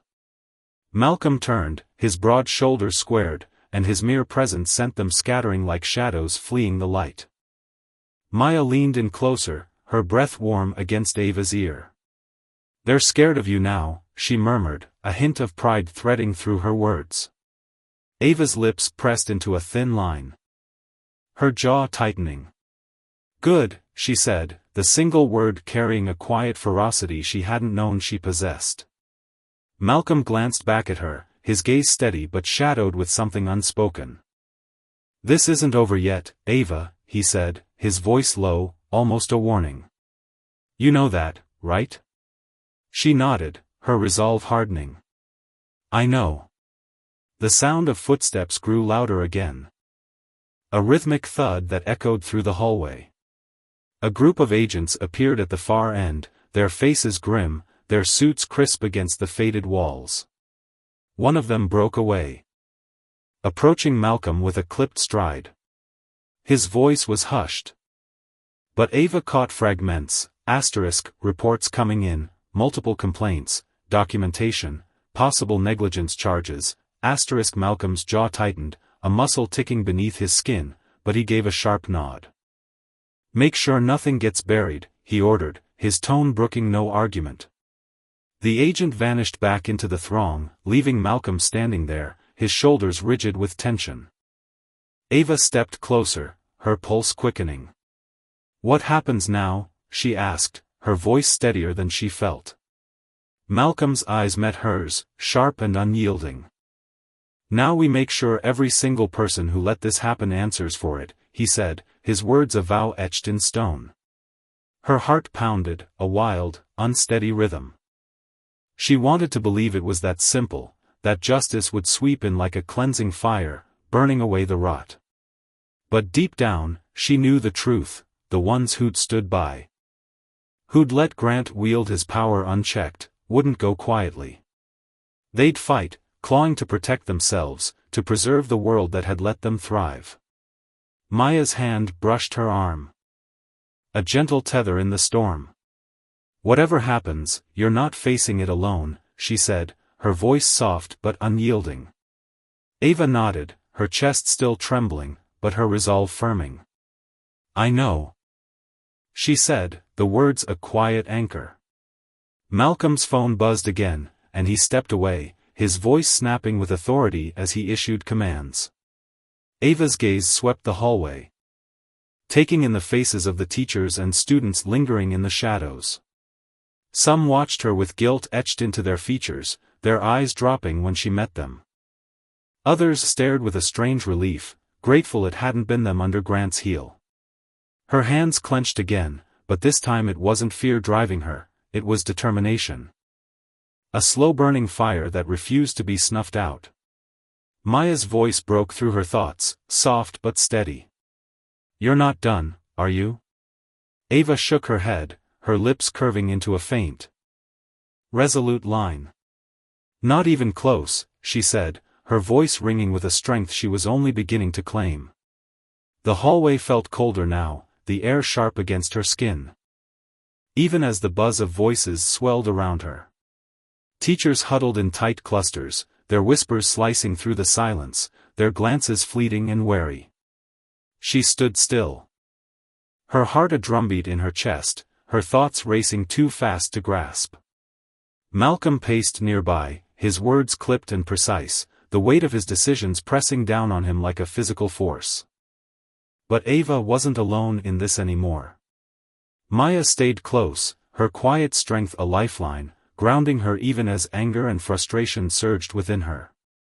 Fear lingered too, not of Grant now, but of what lay ahead. What if this fight didn't change anything?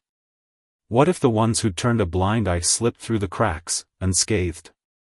Her nails dug deeper into her palms. A sharp sting that kept her focused. She couldn't let that happen, she wouldn't. Justice wasn't just a punishment for Grant, it was a reckoning for everyone who'd let his power fester. A lesson carved in the consequences of their silence. Malcolm hung up and turned to her, his expression a mask she couldn't quite read, though his eyes burned with purpose. The silence between them stretched, thick and heavy, until he finally stepped closer.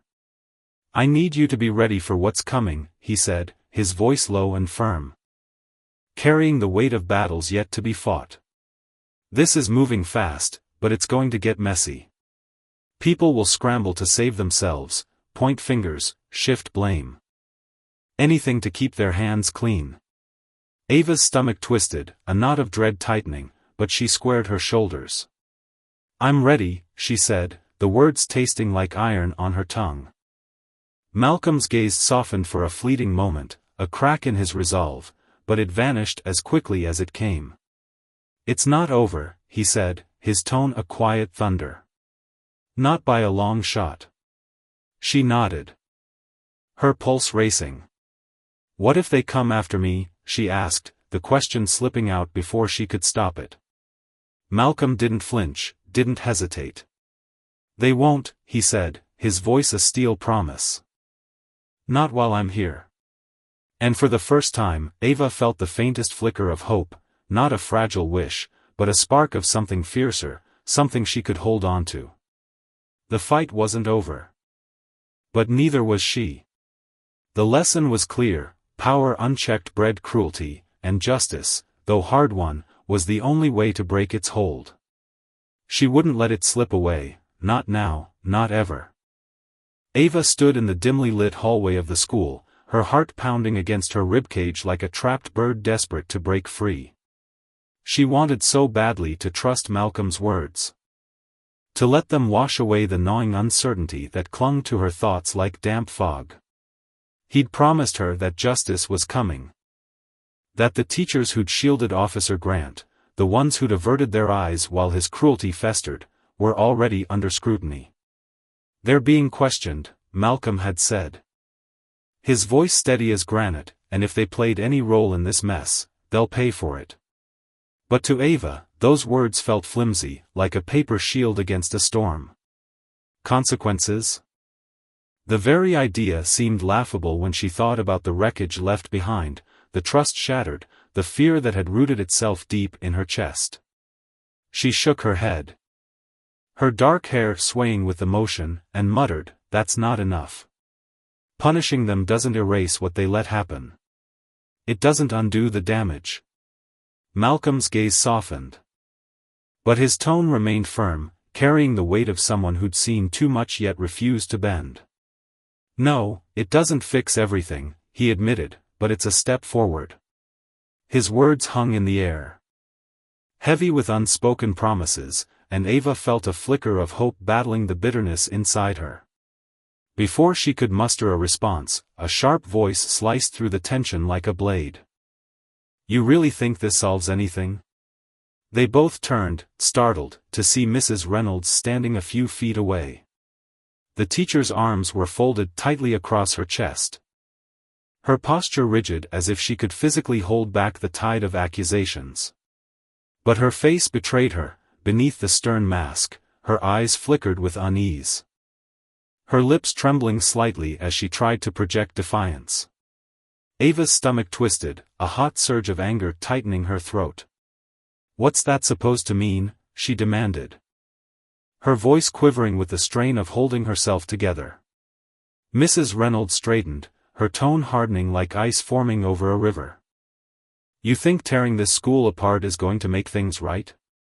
Dragging everyone's name through the dirt, do you honestly believe that fixes what happened to you?" Her words were barbed, each one sinking into Ava's skin, but there was a tremor in them, a crack in her bravado that hinted at guilt she wouldn't admit. Malcolm stepped forward, his broad shoulders casting a shadow as he loomed closer to the teacher. His voice cut through the air, sharp and unyielding.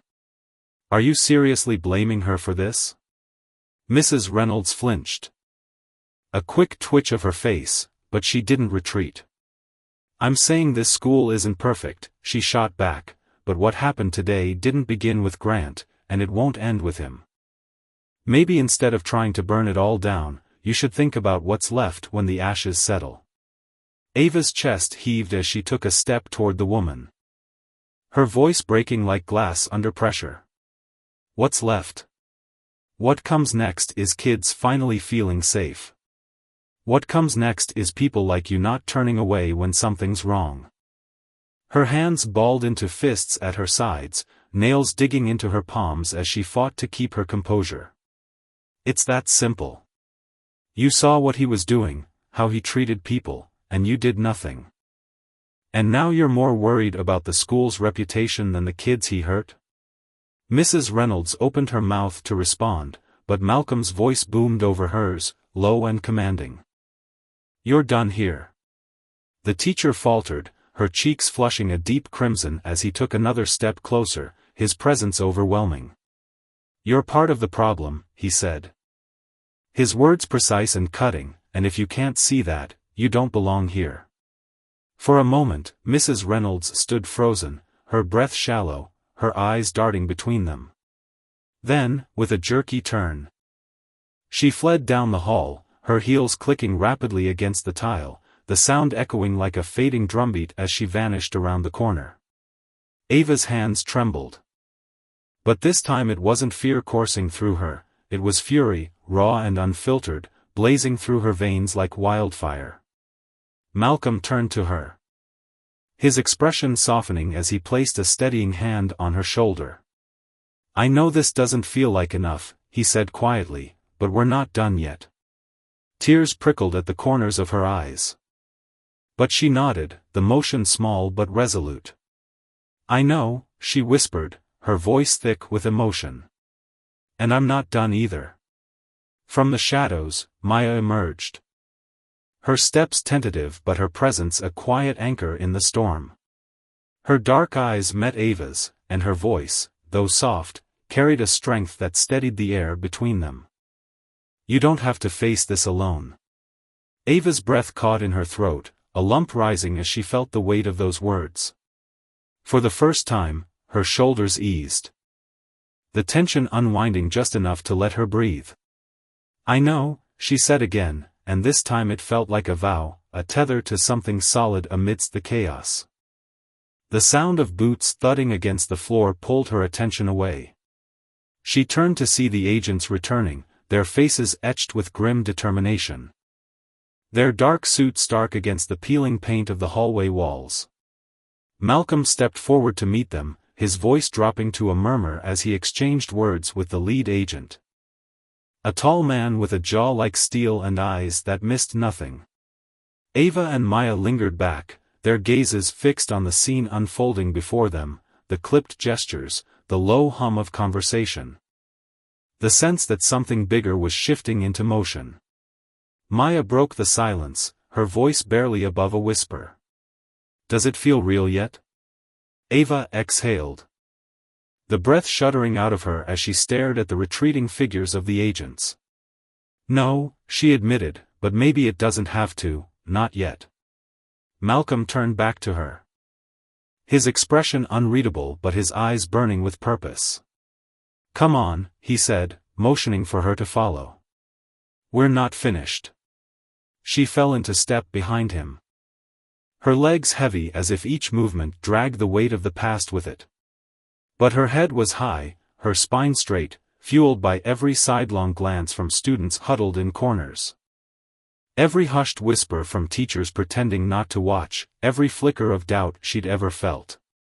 She didn't glance back as they stepped out of the hallway, leaving the echoes of that battle behind. The fight wasn't over, but for the first time, the unknown ahead didn't terrify her. It ignited her.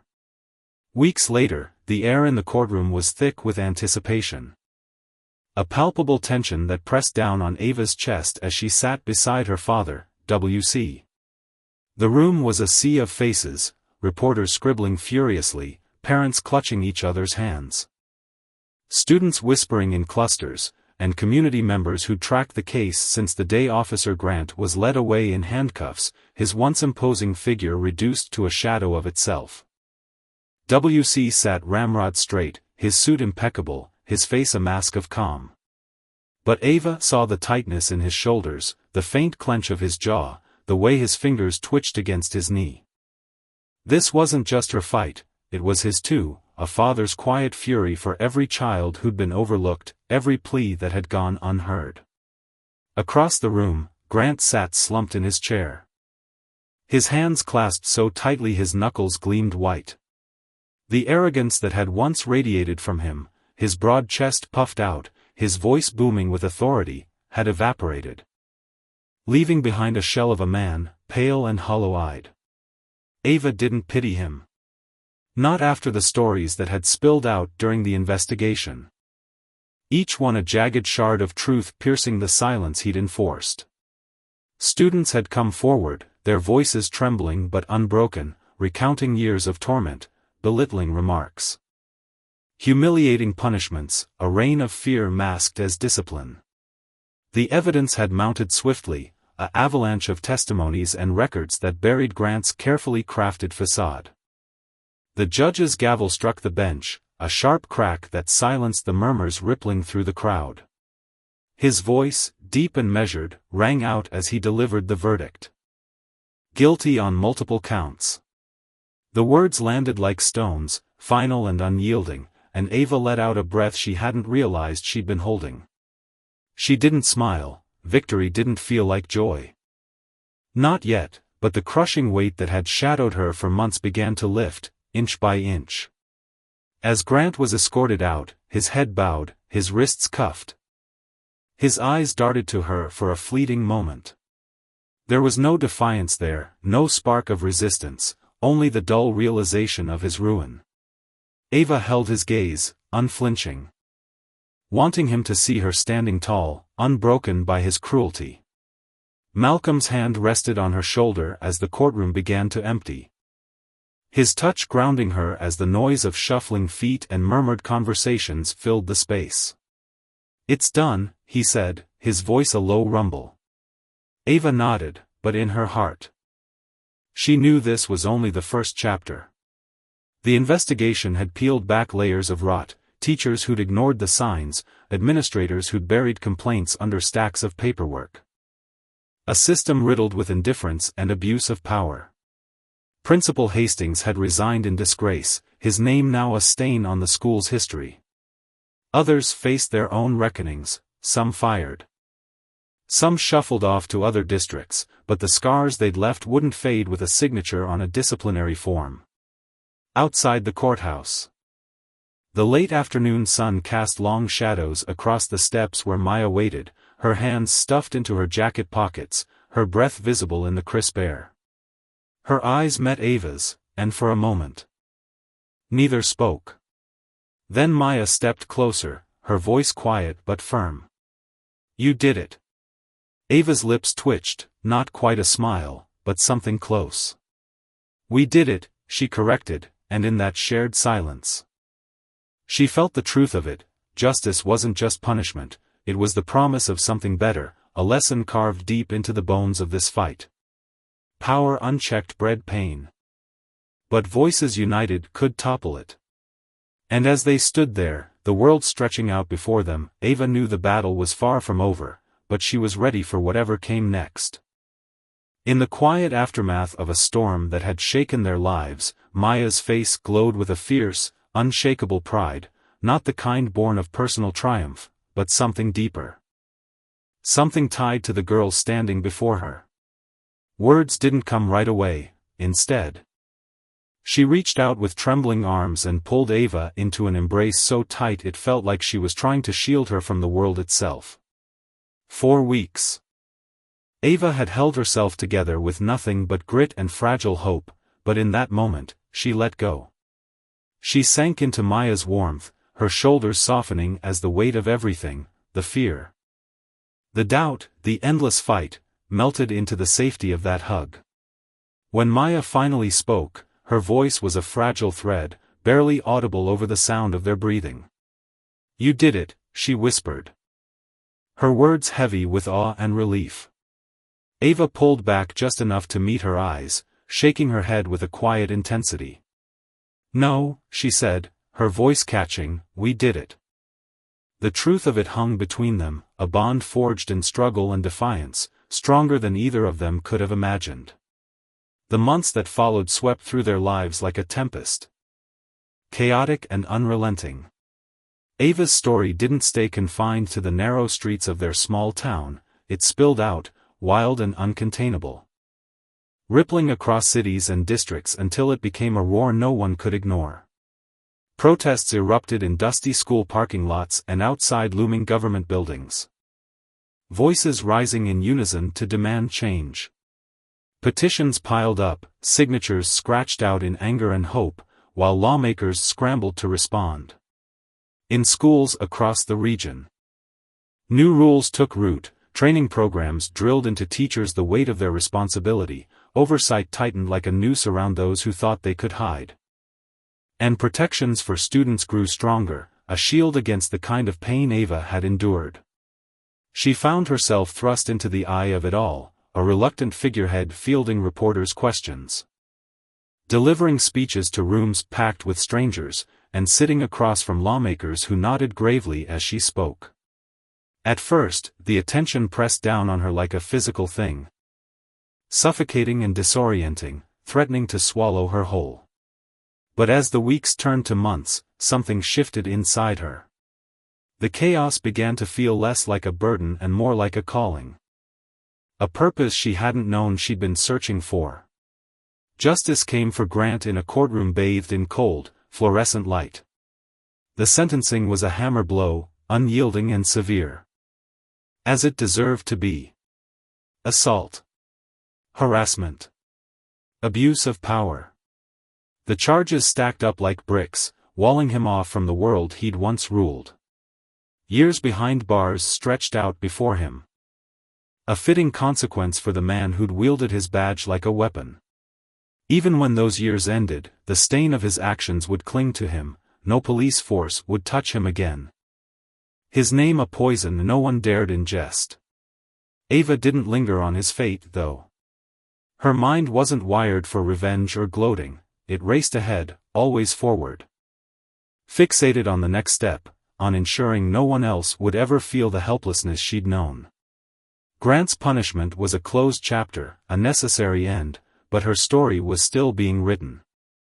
Principal Hastings, once a towering figure in their school's echoing halls, crumbled into a shadow of himself. His career didn't just falter, it shattered, the pieces scattering into obscurity. Whispers followed him like a bitter wind. He tried to slink away, to start over in some far-off district where no one knew his name. But the taint of his complicity stuck to him. A scarlet letter no school would risk bearing. Applications were returned unopened, interviews cancelled before they began. He'd stood by while the rot festered under his watch. And now he was reaping the harvest of his cowardice. Ava didn't waste a shred of sympathy on him. He'd had his chances, made his choices, and the consequences were his to carry, alone, unwanted. And forgotten. Through every twist of this jagged journey, Maya remained Ava's anchor. She was there in the darkest moments. When Ava felt like she was drowning in a sea of her own making, gasping for air, flailing against waves of doubt and exhaustion, Maya's steady hand would find hers, her voice cutting through the noise. Breathe, Ava. Just breathe. And now, as the world shifted beneath their feet, Maya was still there, a quiet compass guiding her through the uncharted terrain of what came next. She didn't just support Ava, she fought alongside her, a fierce protector who knew when to push and when to pull back, her loyalty a lifeline Ava clung to with every ounce of her being. Then there was Malcolm, Ava's father, whose role in her life deepened into something far beyond the ordinary bounds of parenthood.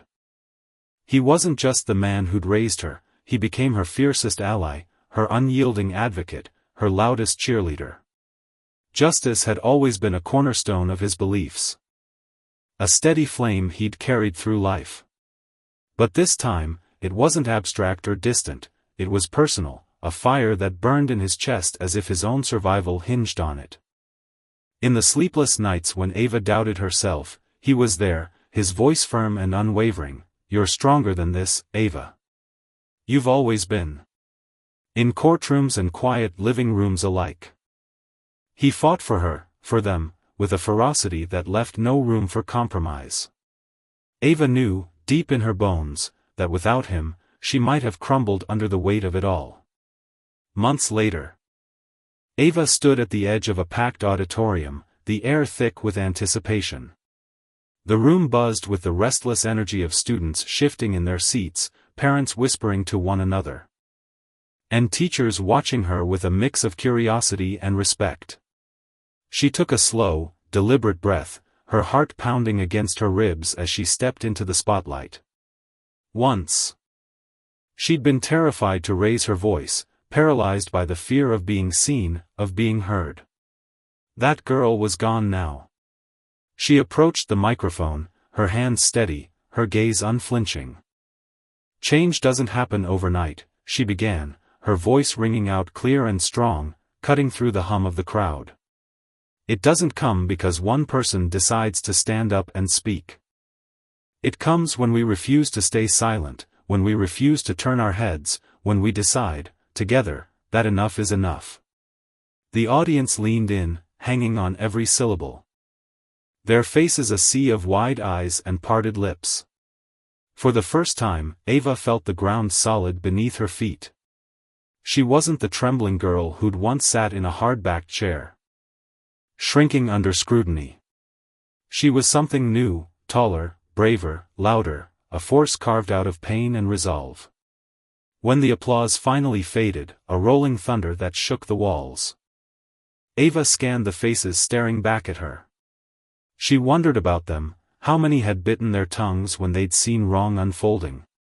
How many had averted their eyes, pretending not to notice? And how many, now, might hesitate before choosing silence again? This wasn't just her story, it was theirs, too. It was a mirror held up to every person who'd ever let fear or apathy dictate their choices. Silence wasn't a passive thing, it was a decision, a quiet betrayal of what was right. The damage it wrought could fester for years, unseen but corrosive, eroding trust and dignity. Speaking out, though, it was a spark. A defiance that could light up the dark and force the world to reckon with itself. Grant's fall and Hastings' ruin were more than just punishment, they were a lesson etched in stark relief. Power. when twisted and abused, didn't just harm its victims, it devoured its wielders, too. Justice wasn't a gift handed down, it was a demand, a battle won through voices that refused to break. Ava had seen it firsthand, the cost of looking away, the strength it took to stand firm. And now, she carried that truth forward, a torch to guide others. What would they do, she wondered. If they saw unfairness blooming right before them? Would they step into the fray, or would they retreat into the comfort of inaction? The choice was theirs. But the consequences, those would ripple out, touching lives they might never see. To be a bystander was to carry a quiet guilt, a weight that grew heavier with time. Ava had made her choice. And she'd live with it proudly. What about them?